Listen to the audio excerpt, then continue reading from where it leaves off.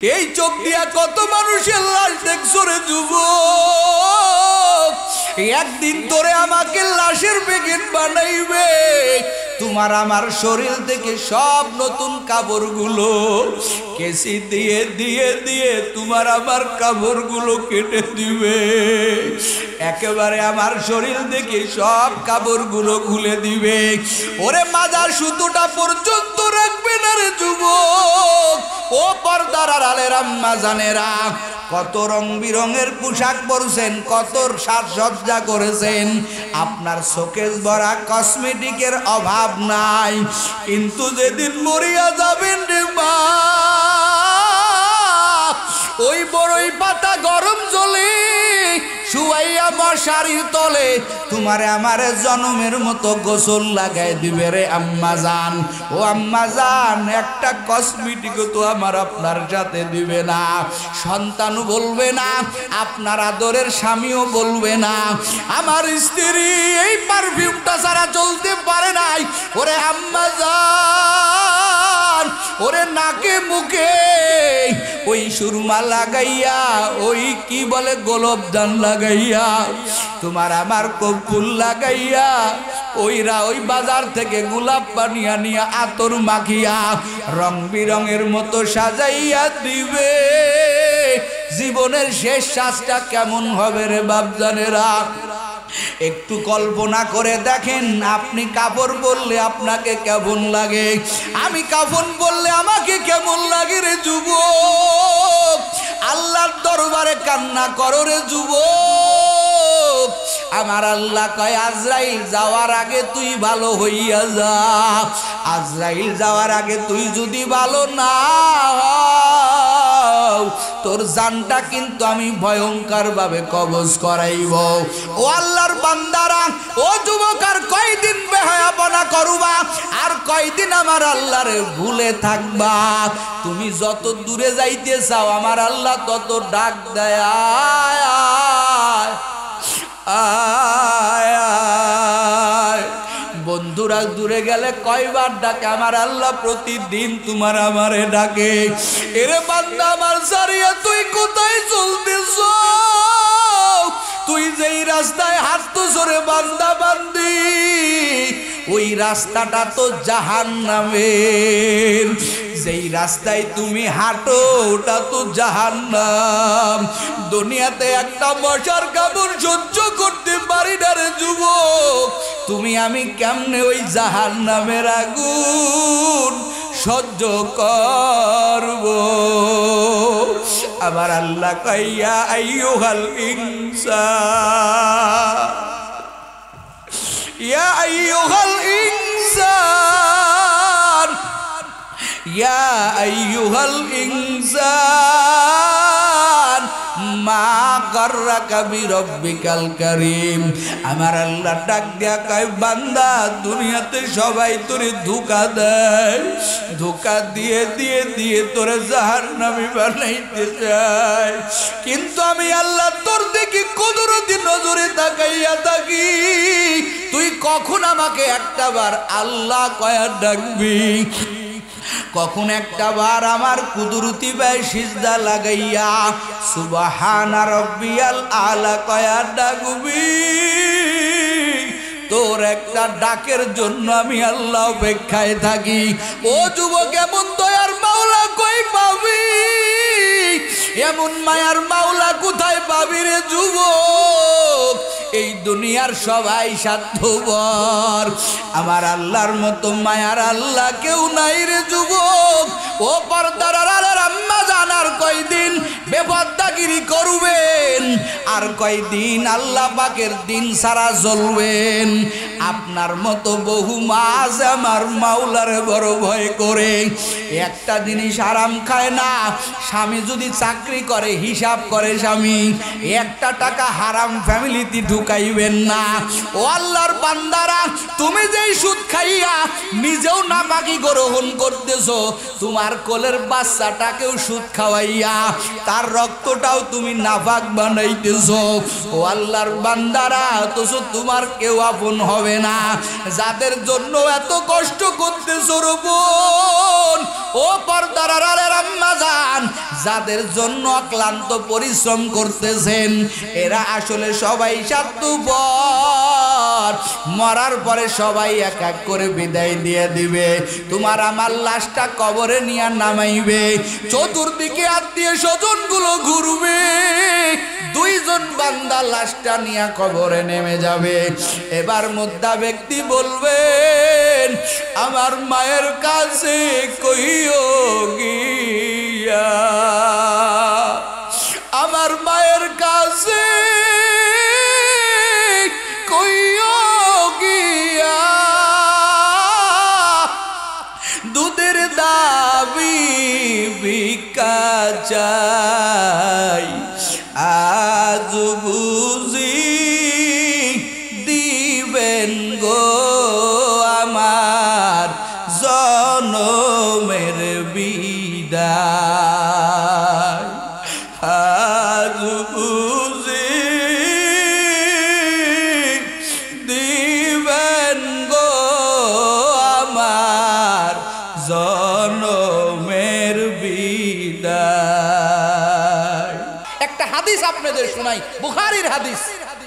নবী আমার বসে আছেন মসজিদে নববীর ভিতরে, মেহমান। নবী আমার মেহমানগুলো বন্টন করতেছেন। নবীর একজন সাহাবী, গরিব সাহাবী, হযরতে আবু তালহা রাদিয়াল্লাহু তাআলা আনহু। এই সাহাবী বড় গরিব। নবী বন্টন করে দিয়ে একজন মেহমানকে এই তালহা রাদিয়াল্লাহু তাআলা আনহুর কাছে বুঝে দিলেন, এরে আবু তালহা, আমি নবী বন্টন করে এই মেহমান তোমাকে দিলাম, তুমি এই মেহমানকে খানা খাওয়াও। জোরে কোন সুবহানাল্লাহ। এখন কার কাছে দিল? এই লোকটা কেমন? তালহা এমন সাহাবী, আবু তালহা রাদিয়াল্লাহু তাআলা আনহু। বাড়িতে তালহা জানে আমার বাড়িতে কিছু নাই, টাকা নাই, পয়সা নাই, কিন্তু তালহা জানে বন্টনটা করে দিবেন কে? রহমাতুল লিল, কথাকান রহমাতুল লিল আলামিন। আমার নবীর বড় বরকত। নবী যেই পাত্রে হাত দেয় ওই পাত্রের মর্যাদা বেড়ে যায়, বরকত বেড়ে যায়। জোরে কন্না সুবহানাল্লাহ। আগে এই যে বরকত বাড়ে, এর একটা হাদিস মনে আসছে, বলবো। নবীর একজন সাহাবী ছিলেন হযরতে আবু হুরায়রা রাদিয়াল্লাহু তাআলা। আবু হুরায়রা সবচাইতে বেশি riwayat করেনওয়ালা সাহাবী। সুবহানাল্লাহ জোরে কোন। এই আবু হুরায়রা নবীর দরবারে পড়ে থাকতো, নবীর দরবারে সময় কাটাইতো। একদিন কে আবু হুরায়রার পেটে খাবার নাই। আবু হুরায়রা বড় ক্ষুধার্ত। আবু হুরায়রার পেটে খাবার নাই, শুয়ে আছে। বর্ণনায় পাওয়া যায় মানুষ মনে করছে আবু হুরায়রার মিরকির ব্যারাম হইছে, এই জন্য সবাই আবু হুরায়রাকে পাড়ায়। কেউ একটাবার জিগায় না, আবু হুরায়রা তুমি এমন কেন করো? আবু হুরায়রা ক্ষুধার জ্বালায় জমিনে পড়ে গেছেন। আবু হুরায়রা ক্ষুধার যন্ত্রণা সহ্য করতে পারে না। আবু বকর পথ দিয়ে আসতেছেন। আবু হুরায়রা ভালোভাবে সরাসরি বলে না আমাকে খাবার দাও, কারণ তিনি আল্লাহর বড় পাগল। আবু হুরায়রা হিকমত করে আবু বকররে ডাক দিয়া, যেই আয়াতের মধ্যে ব্যাখ্যা এলো ক্ষুধার্ত, এই আয়াতটার ব্যাখ্যা আবু বকরের কাছে যায়। আবু বকর আয়াতের ব্যাখ্যা করে দিয়ে চলে যায়, কিন্তু আবু হুরায়রার মনের বিষয়টা বোঝে না। আবু হুরায়রার পেটে যে বড় ক্ষুধা, এই বিষয়টা বোঝে না। আবু হুরায়রা, আবু বকর বুঝে না, উমর বুঝে না।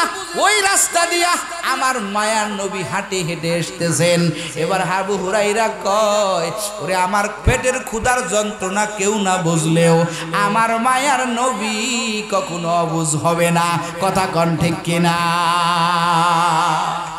এবার নবীর কাছে আবু হুরায়রা যখন ডাক দিয়া কয়, ও নবী, ও পয়গম্বর, এই আয়াতটা হাদিসটার আপনি একটু ব্যাখ্যা করে দেন।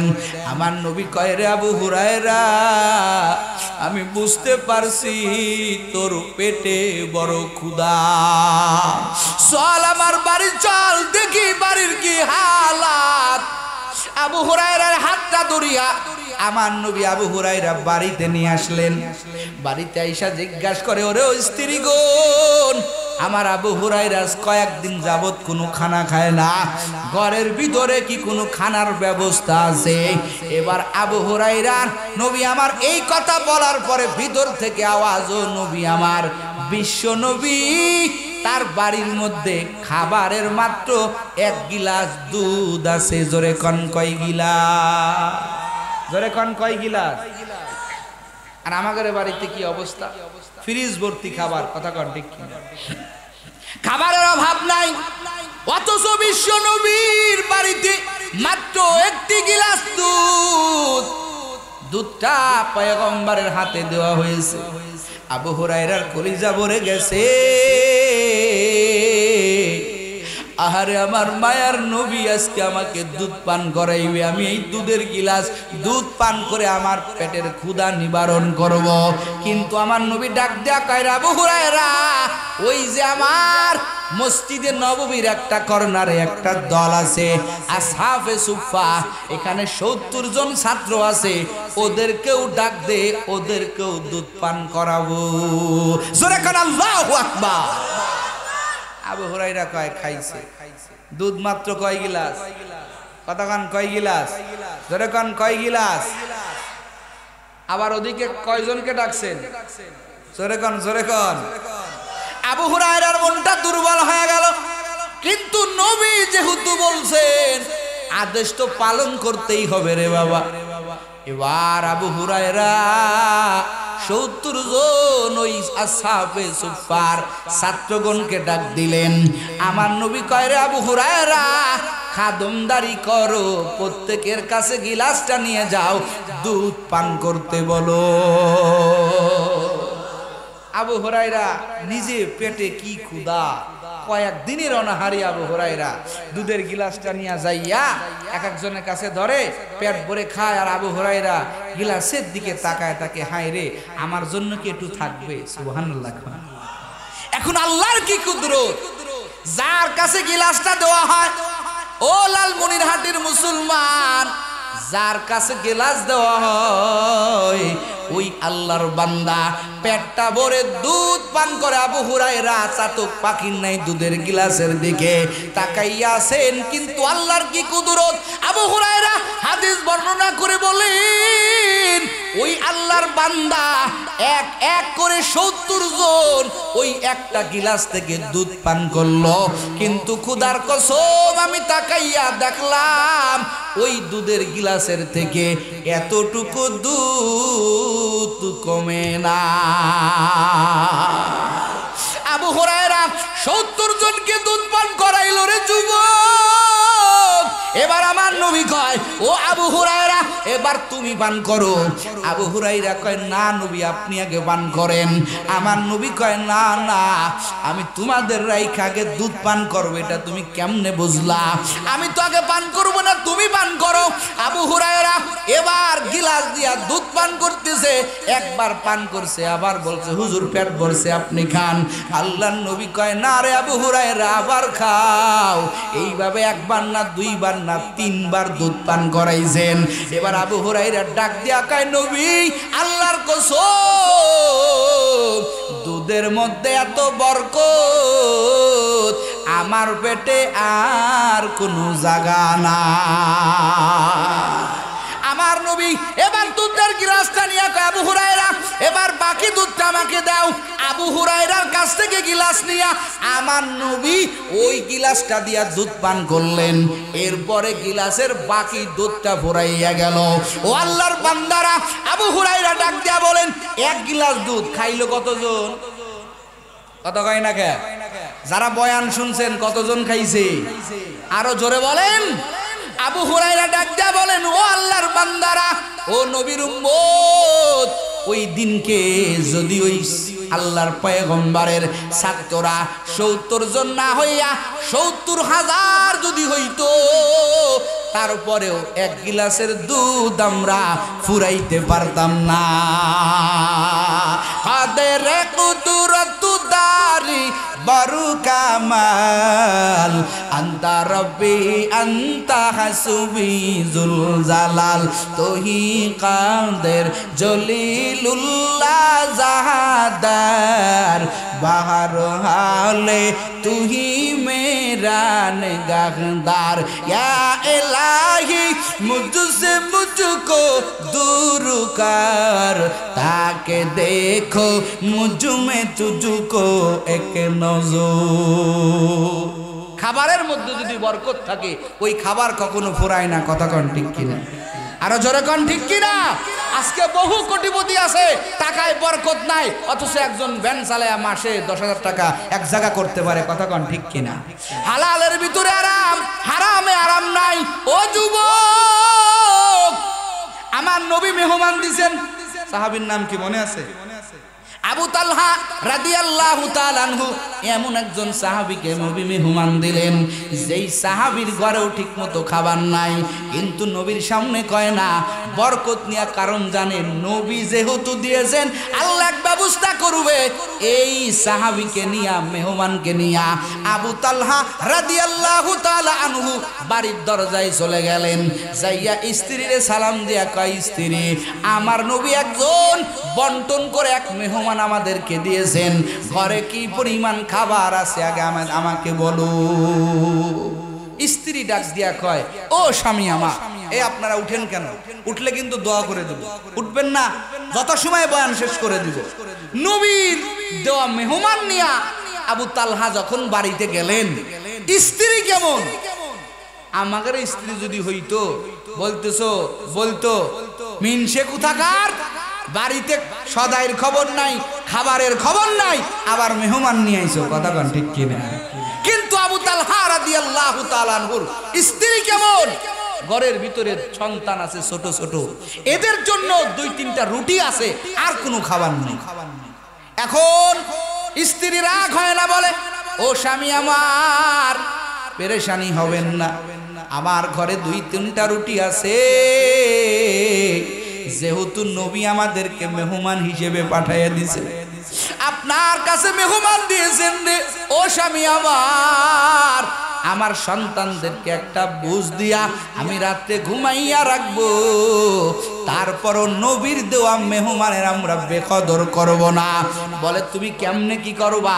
উনি তো আমাদের সাথে খানা খেতে চাবেন, আমরা 2টা রুটি, উনাকে কি দেব, আমরা কি খাবো? স্ত্রী বুদ্ধি দেয়, ও পর্দার আলের আম্মাজান, কেমন আম্মাজান ঘরে আনছেন নবীর তরিকা মানার জন্য, সন্তানদেরকেও না খাওয়ায় আর থাকতে রাজি, নিজেও না খাইয়া থাকতে রাজি। এই স্ত্রী ডাক দিয়া কয়, স্বামী আমার, একটা বুদ্ধি করব, আমি ল্যাম্প জ্বালাইয়া দিয়া, এই ল্যাম্প আমি টুকা দিয়া নিভাইয়া দিব, অন্ধকার হয়ে যাবে, আপনি অন্ধকারের ভিতরে আপনি মুখে খাওয়ার শব্দ করবেন কিন্তু খাবেন না, আর এই অন্ধকারের ভিতরে এই মেহমানকে আমরা রুটি খাওয়াইয়া দিব। জোরে কন মিয়া সুবহানাল্লাহ। তারপর নবীর মেহমানকে আমরা বেইজ্জতি করব না। স্বামী আর স্ত্রী মিলে পরামর্শ করলো। সত্যি আগের জামানাতে এরকম লাইট ছিল না, ওই যে চেরাকের আলো, টুস করে আলোটা নিভাইয়া দিয়া স্বামী এবার আবু তালহা রাদিয়াল্লাহু তাআলা আনহু মেহমানকে বলে, আপনি খান? বলে, আপনিও খান। এবার মেহমান খাইতেছে আর আবু তালহা রাদিয়াল্লাহু তাআলা আনহু গালের শব্দ করতেছে, খাইলে যেমন শব্দ হয় ওরকম শব্দ করতেছে। এই বিষয়টা আমার আল্লাহর কাছে বড় পছন্দ হয়ে গেছে। ও আল্লাহর বান্দারা, ও যুবক, এই রাত্রির ঘটনা ঘটাইছে, অন্ধকারের ভিতরে তারা যে কাহিনীটা করছে, বলেন দুনিয়ার কেউ না দেখলে একজন দেখেন, তিনি কে? আরো জোরে বলেন, তিনি কে? অন্ধকারের ভিতরে যে ঘটনাটা ঘটানো হয়েছে, ওই ব্যক্তি আর কেউ না রে যুবক, অন্ধকারের ভিতরেই যেই ঘটনাটা ঘটছে দুনিয়ার কেউ না দেখলেও একজন দেখেছেন, তিনি কে? আরো জোরে বলেন, তিনি কে? আমার আল্লাহ আবু তালহার সপক্ষে আমার আল্লাহ কোরআনের আয়াত নাজিল করে দিলেন।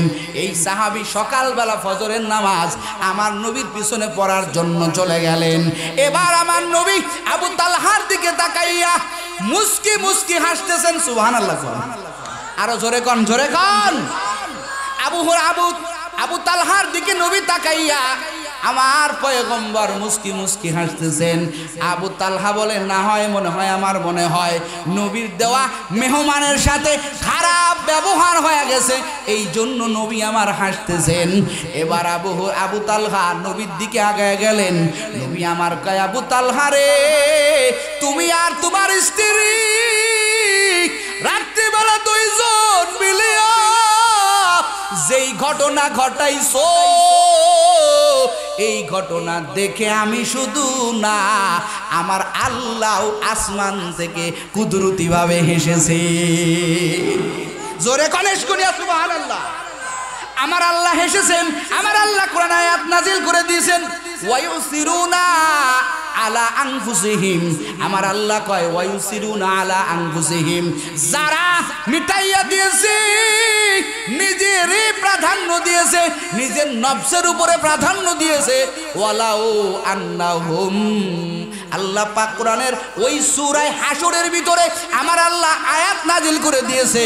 আমার আল্লাহ কয়, ও আমার আবু তালহা, তুমি যেই কাজটা করছো, তোমার নিজেরটা, তোমার নিজের অভাবটা দূর করে দিয়া, নিজের অভাবটা সাথে নিয়া আর একজনকে তুমি প্রাধান্য দিলা, আর একজনকে তুমি খাওয়াইলা, আমি আল্লাহ তোমার উপরে খুশি হয়ে গেলাম। ও আল্লাহর বান্দারা, এই জন্য নিজেও খাবেন, অপরজনকেও খাওয়াবেন।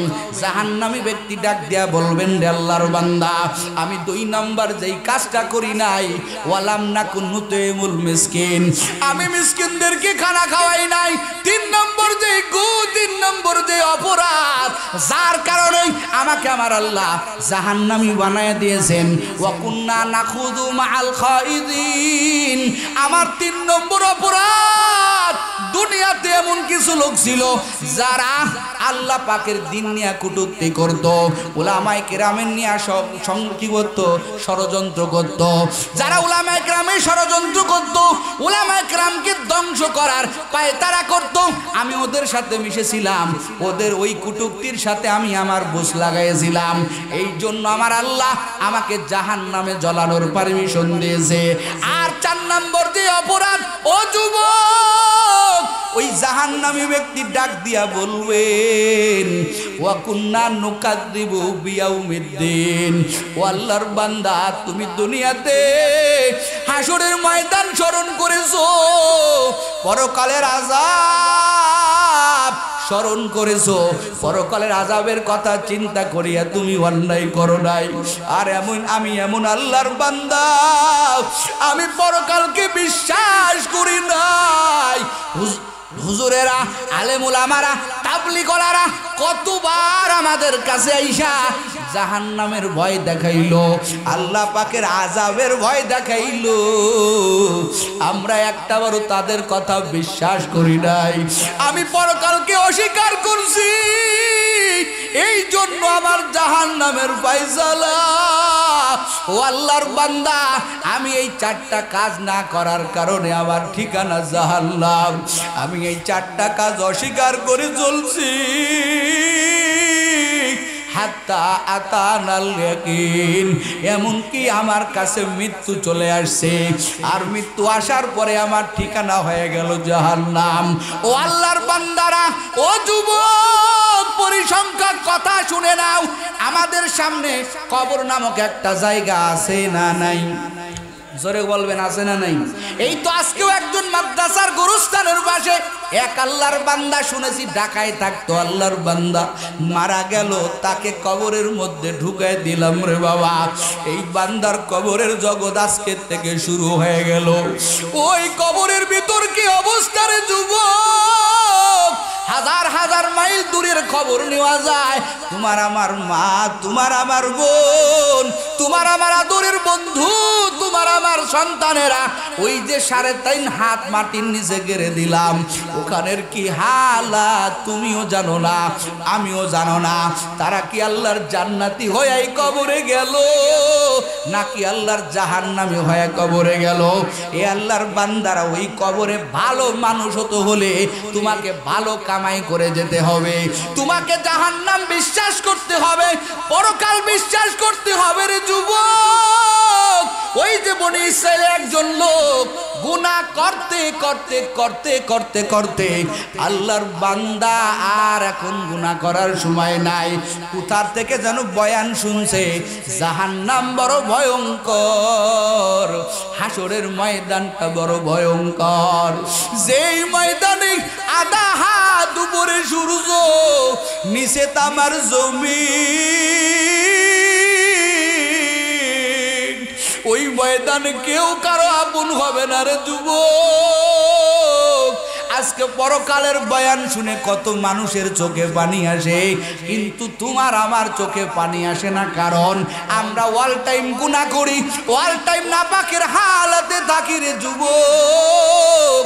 ওই বান্দা বলে আমি আজকে এত বছর পর্যন্ত কি বললাম, গুনাহের কাজ করলাম, এখন আজকে এক হুজুরের বয়ান শুনছি, হুজুর বলছে ওই হাসরের ময়দান বড় ভয়ঙ্কর, ওই ময়দানে যদি গুনাহ নিয়ে যাওয়া যায়, ওই ময়দানে আধা হাত উপরে সূর্য, নিচে তামার জমিন থাকবে, যেই ময়দানে কেউ কারো আপন না রে যুবক। এই আল্লাহর বান্দাই বয়ান শুনে ভীতি হয়ে গেলেন, ভয় পেয়ে গেলেন। বাড়িতে আইসা সন্তানদেরকে ডাক দেয়া বলে, ও সন্তানের দল, আমি যেদিন মরিয়া যাব তোমরা আমার লাশটা আগুনে পোড়াইয়া ফেলবা, এক অংশ আমার লাশের ছাই ওই পানিতে মিশাইয়া দিবা, আর এক অংশ আমার লাশের পুরা ছাই বাতাসে মিশাইয়া দিবা। ও সন্তানেরা, আমার এই ওসিয়াত তোমরা মনে রাখো, মনে করিও। আল্লাহর বান্দার ইন্তেকালের পরে হাদিসের ভিতরে আসছে রে বাবা, তার লাশটা পুরাইয়া এক ভাগ ছাই পানিতে ভাসাইয়া দেওয়া হইল, আর এক ভাগ বাতাসে মিশাইয়া দেওয়া হইল। কিন্তু আপনাদের কাছে আমার প্রশ্ন, ও লালমনিরহাটের মুসলমান, আমাকে আপনি যদি পুরাইয়া ছাই বানাইয়া বাতাসে মিশাইয়া দেয়, পানিতে যদি ভিজাইয়া দেয়, বলেন তো পুরানোর পরও আমার আল্লাহ আমাদেরকে আবার জীবিত করতে পারবেন কি পারবেন না? জোরে কোন পারবেন কি পারবেন না? ও আল্লাহর বান্দারা, ওই যুবক, ওই আল্লাহর বান্দা মরণের পরে তার সন্তানেরা তার লাশটা পুরাইয়া বাতাসে ভাসাইয়া দিল, পানিতে পিষাইয়া দিল। এবার হাসরের ময়দানে আমার আল্লাহ ওই বান্দারে ডাক দেয়, এ বান্দা কুম্বে ইজনিল্লাহ, আমি আল্লাহর নামে উঠো, আর বলে ও বান্দা তুই বল মরণের আগে কেন তোর সন্তানদেরকে ওসিয়াত করলি, কেন তোর লাশটা পুরাইতে বললি, পানিতে মিশাইতে বললি, বাতাসে মিশাইতে বললি? এবার আল্লাহর বান্দা বলে, রে মালিক,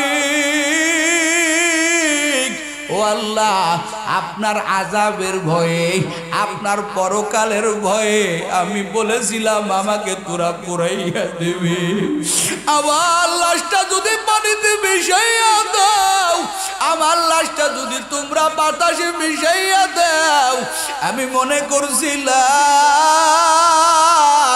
আমার আল্লাহ মনে হয় আর আমাকে ধরতে পারবে না, কারণ আমি তো বড় অপরাধী।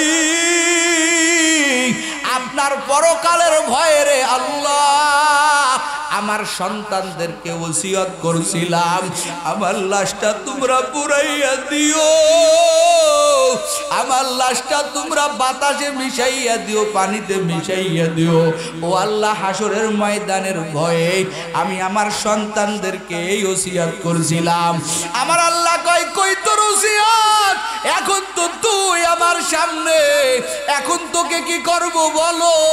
এবার এই বান্দার মুখে আর কোনো কথা নাই। আমার আল্লাহ কয়, যেহেতু তুই আমার আযাবের ভয়ে হাসরের ময়দানের ভয়ে। এ বান্দা তুই তোর লাশটা পুরাইতে বলছো ওই কিয়ামতের ভয়ে, হাসরের ভয়ে, আমি আল্লাহর আযাবের ভয়ে তুই যেহেতু এভাবে নিজেকে গুটাইয়া ফেলছো, আমি আল্লাহ হলাম রহমান। ও লালমনিরহাটের মুসলমান,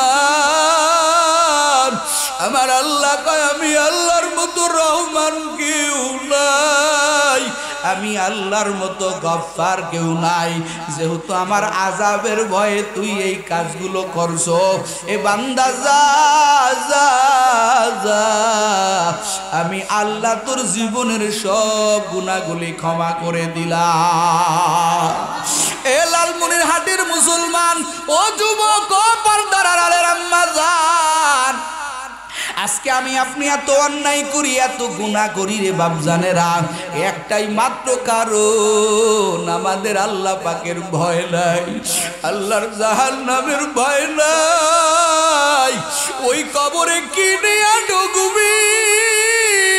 কারণ কবর হলো একটা ভয়ঙ্কর গর্ত। এমনি এমনি সাহাবায়ে কেরাম কবর দেখে এত কান্না করে নাই। মাঝে মাঝে গোরস্থানের কিনারায় দাঁড়াইবা, নিজের মার কবরের কিনারায় দাঁড়াইবা, নিজের বাবার কবরের কিনারায় দাঁড়াইয়া বলবা, ও আব্বা জান, তুমিও তো একদিন রাজত্ব করছো, আমার সংসারে চলেছো, আজকে তুমি কবরের বাসিন্দা হয়ে গেছো,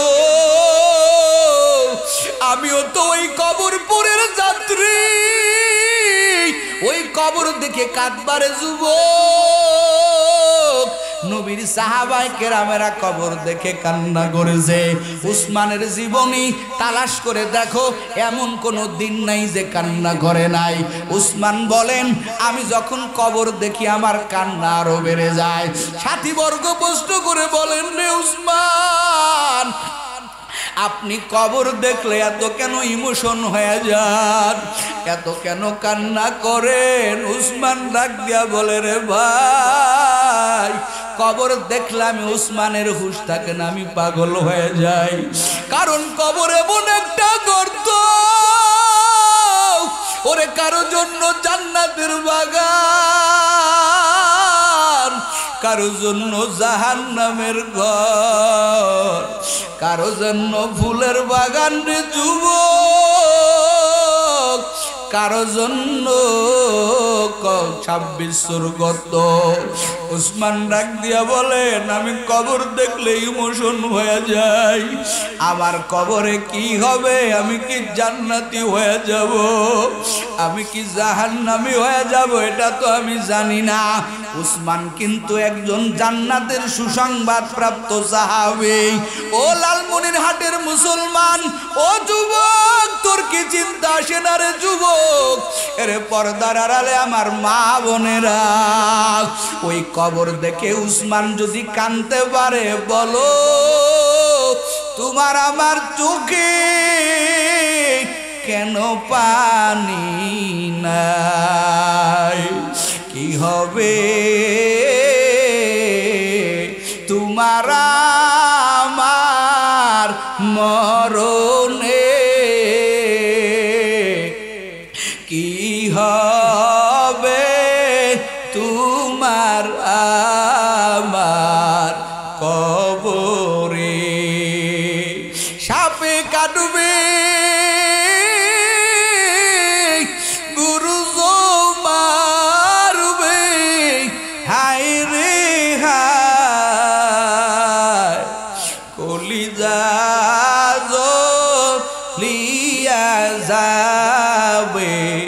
বিষের জালায় কলিজা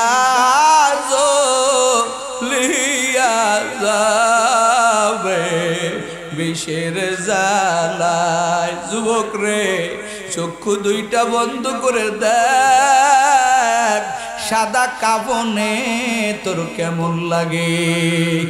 এই চোখ দিয়া কত মানুষের লাশ দেখছো রে যুবক?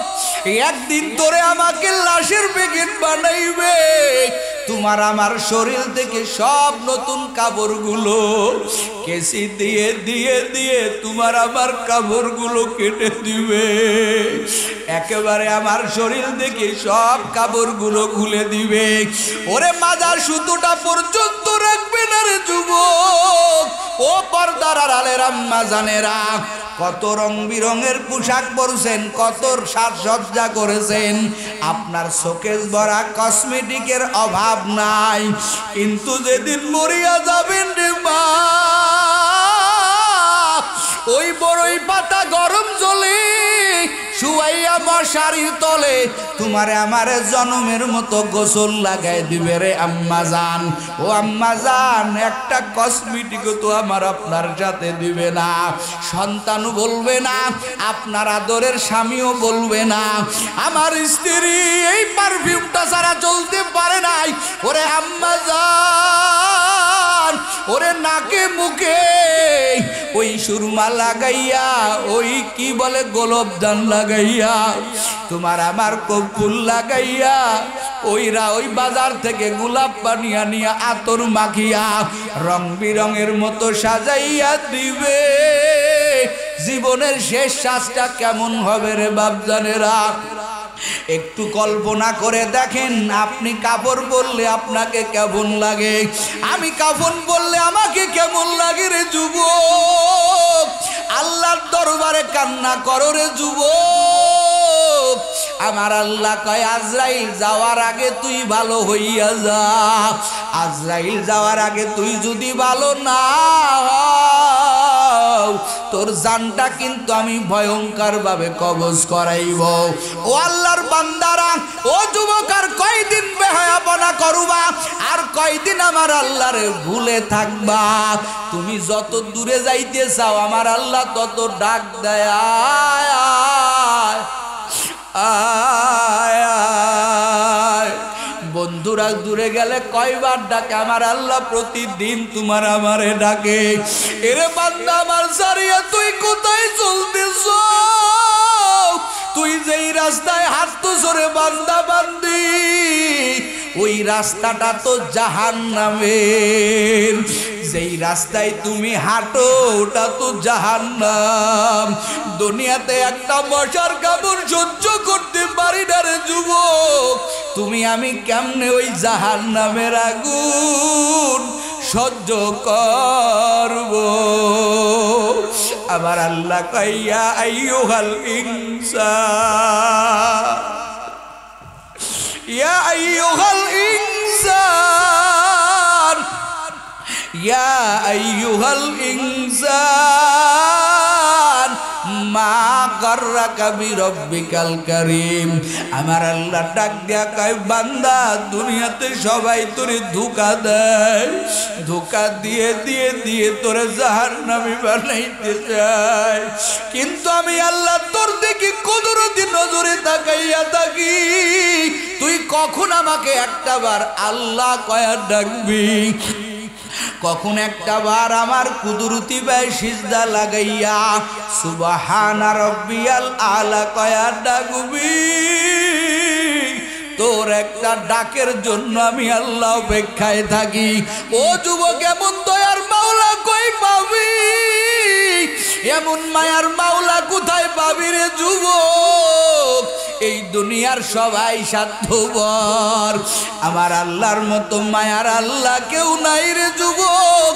ও পর্দার আড়ালের আম্মা জান, আর কয়দিন বেপরদাগিরি করবেন, আর কয়দিন আল্লাহ পাকের দিন সারা চলবেন। আপনার মতো বহু মা আছে আমার মাওলারে বড় ভয় করে, একটা জিনিস আরাম খায় না। স্বামী যদি চাকরি করে, হিসাব করে স্বামী, একটা টাকা হারাম ফ্যামিলিতে ঢুকাইবেন না। ও আল্লাহর বান্দারা, তুমি যেই সুদ খাইয়া নিজেও নাপাকি গ্রহণ করতেছো, তোমার কোলের বাচ্চাটাকেও সুদ খাওয়াইয়া তার রক্তটাও তুমি নাপাক বানাইতেছো।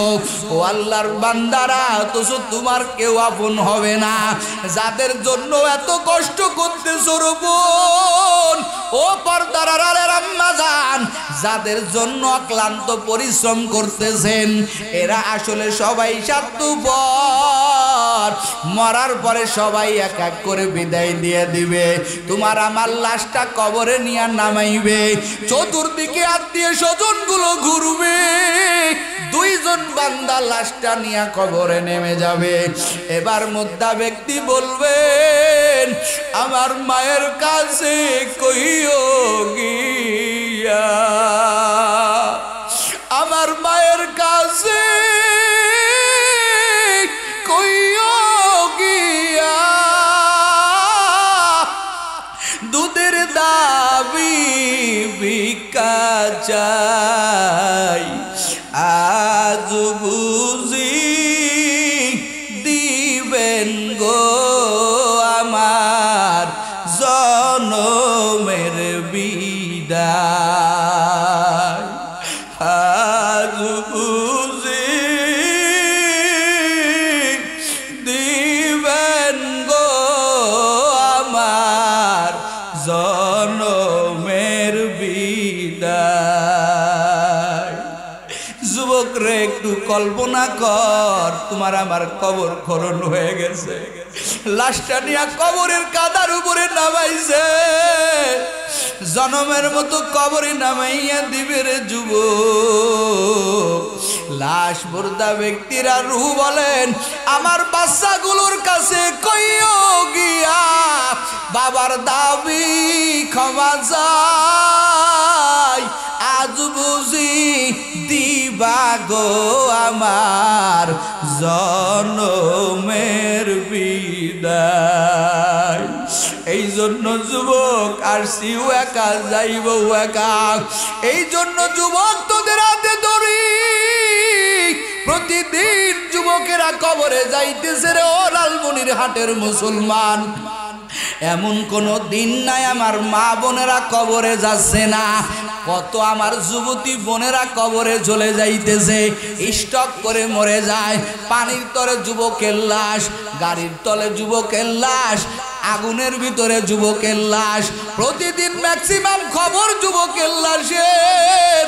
ও আমার বন্ধুরা, ও কলিজার যুবকেরা, এই ময়দানটা শেষ ময়দান মনে করো, আর গুনাহ করবা না, পাঁচ বেলার নামাজ পড়বা, আর দাড়িতে খুল লাগাইবা না, দাড়িতে খুল লাগায় মনে করছো তোমার যৌবন বাড়ছে না রে যুবক, যৌবন বাড়ে নাই। ওরে দাড়ি খুল লাগাইয়া ক্লিন রাখিয়া ওই অবস্থায় তুমি যদি মরো, আর তোমাকে মদিনাওয়ালা বলবে এই দাড়ি কামাইন্না মুসল্লি আমার উম্মত হতে পারে না। যদি নবী আমার এই কথা কইয়াই ফেলে, তোমার বা উপায় কি, আমার বা উপায় কি? এই জন্য তওবা করো, আর নামাজ কাজা দিবা না। যুবক তুই আমার বন্ধু, আমিও তো দাড়ি রাখলাম, আজকের থেকে তুইও দাড়ি রাখবি, আর খুল লাগাইবি না, এক পাঁচ বেলার নামাজ পড়বি, হালাল ভাবে রুজি উপার্জন করিয়া হালাল খাবার মাকে খাওয়াইবি, বাবাকে খাওয়াইবি, স্ত্রীকে খাওয়াইবি, সন্তানকে খাওয়াইবি। কারা কারা পারবেন? খাঁটি নিয়েতে, তওবার নিয়েতে দুটো হাত আল্লাহরে দেখায়া দেন, লিল্লাহি তাকবীর। আয় আল্লাহ, তওবার নিয়েতে হাত উঠাইলাম রে মালিক, আপনি আমাদের তওবা কবুল করে নেন। আয় আল্লাহ, দিনের একজন দায়ী বানাইয়া দেন। আয় আল্লাহ, আপনার গোলাম বানাইয়া দেন। তওবা করে, খাঁটি তওবা করে রে আল্লাহ আমাদের কবরে যাওয়ার তৌফিক দান করেন। বলেন আমিন।